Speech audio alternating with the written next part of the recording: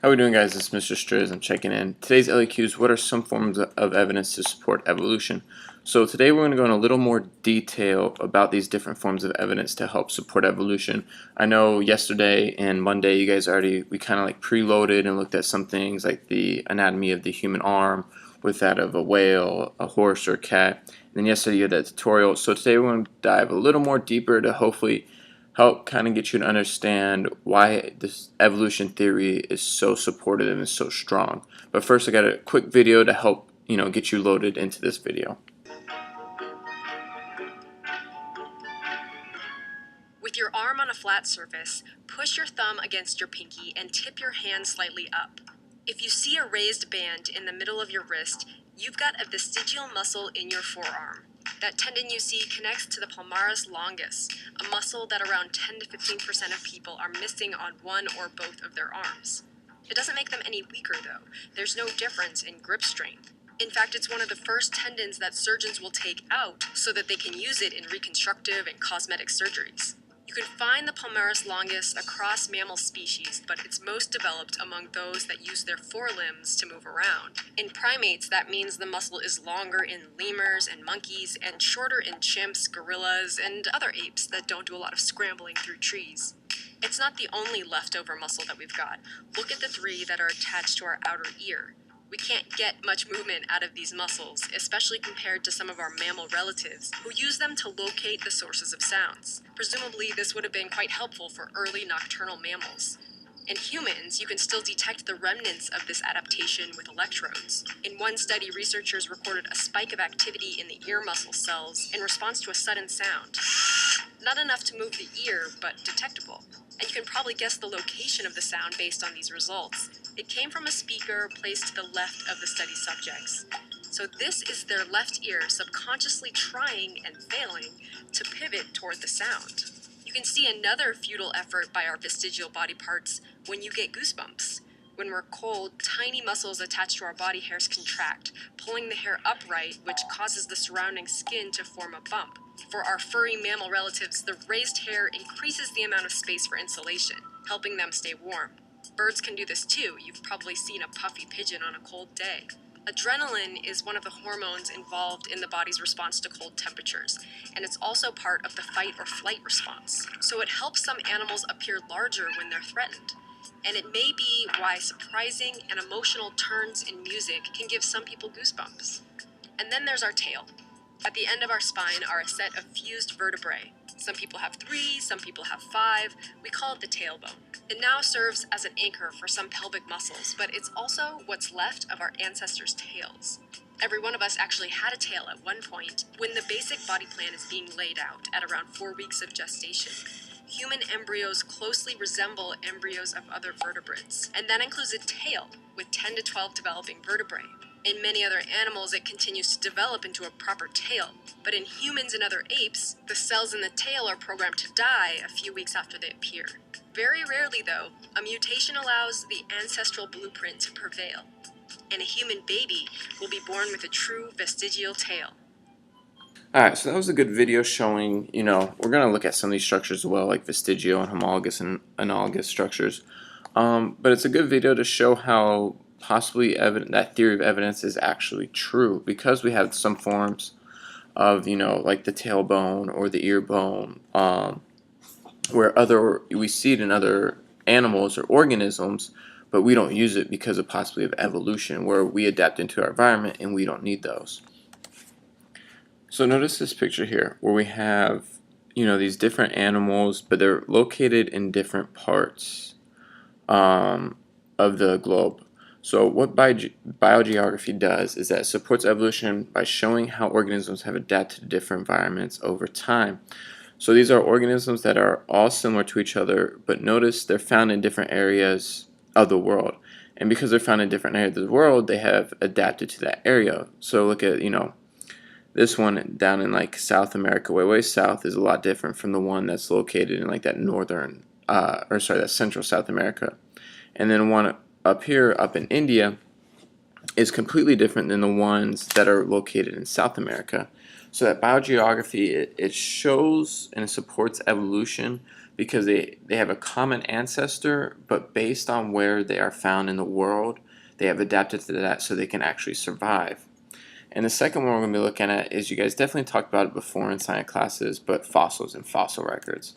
So notice with fossils, they support evolution by showing how organisms have adapted to changing environments or needs. So, millions of years ago, the environment was not the same as it is today. It was completely different. But you can get a general idea of how common ancestors work because of these fossils.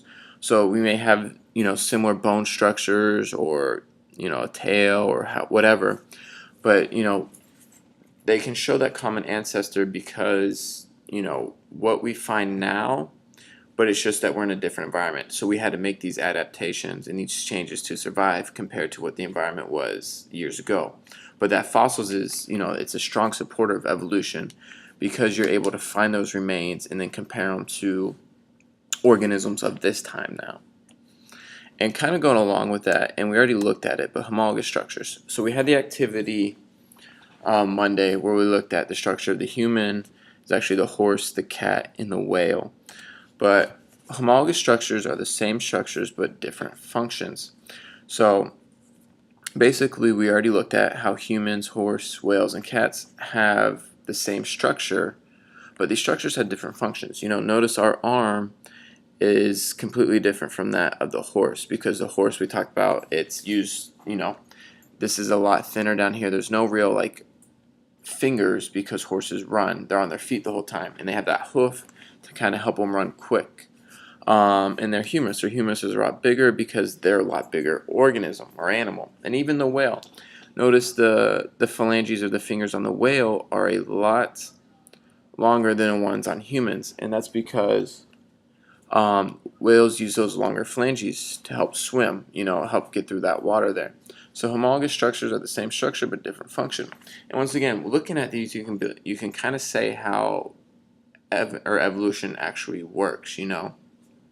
Over time, humans had to adapt to the environment by making their arms look like this, and same thing with the horse and all those other ones. So that's a strong supporter there. And then the next one we're looking at is going to actually be analogous structures. So analogous structures are different structure but have the same function. So different from homologous. Remember, homologous are the same structure but different function. Analogous is different structure but same function. So look at these: the butterfly, the bats, birds. So notice how their structure is all different from each other, but they carry out the same function in that they're used to fly. So once again, it's another way of support evolution because, it shows that animals have adapted to their environment over time, but they also came from a possible common ancestor there. It's just that those analogous structures just had to adapt, even though they do the same function, which is to fly. And then the last one, the vestigial structure, you saw that actually in the video with the tailbone. That's a vestigial structure. And then vestigial structures are structures that no longer serve a purpose in an organism. So notice here, a whale has a pelvis and a femur. So we know with our femurs that femurs help us walk. They're that bone, the hardest bone in the body to break, and they're used to support our body and help us walk. But that's weird because whales don't walk, they swim. So, these kind of go along with that, natural selection, that organisms arose from a common ancestor but adapted to their environment. And you should have saw yesterday within that tutorial how they think whales came from land organisms, and over time they eventually were in the water and adapted to the water, so now they have fins instead of legs. So, homologous structures, analogous structures, and vestigial structures are all good ways to support evolution because it's saying that these organisms came from a common ancestor, but they just adapted over time. Now, once again, we saw that in that quick video, that embryology. So embryology is the study of formation and development of embryos, and we talked about it, the video talked about how, notice these humans, pig, tortoise, and the lizard, they all look very similar in their embryonic stages. It's eventually over time where they develop into the organism and what it will actually look like, after birth. So embryology is another strong way of support evolution because, they look exactly similar. So that common ancestor, comes up that, it came from a common organism and then just changed over time, you know. But eventually over time we change. So for example, in that video, our tail is programmed to die. So that's why we don't have a tail, But notice, the tortoise, how its phalanges and hands look compared to ours, and the legs. So we look very similar in the embryonic stages, but over time is when, we eventually arise into what we actually look like, or what the organism actually looks like there. And then DNA. DNA, is another one that supports evolution because it shows how organisms' gene sequence has mutated to show how they have evolved. So notice here you got the human gene sequence compared to the chimp. Now, notice, human gene sequence, these T's, where they're all the same. There's 3 right here where they're not aligned compared to the aligned.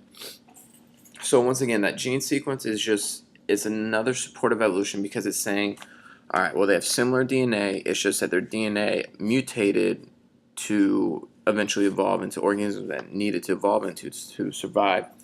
So, it's once again comes, all right, we have a common ancestor. We share a common ancestor DNA. It's just that some of these gene sequences had to evolve or had to mutate so the organism can survive. So these are good, all these structures, all the DNA, the embryology, the biogeography, the fossils. That's why evolution is such a strong theory, is because it has such a strong backing. That organisms came from a common ancestor, but this, based on the environment and based on the changes he had to make, that DNA sequence, it mutated, it had to evolve, so that DNA sequence then, for the whale, instead of having arm or anything like that, it now has fins to swim. So this is the end of the video. Make sure you get those pictures down on the left-hand page there and finish this up. Mr. Striz signing out.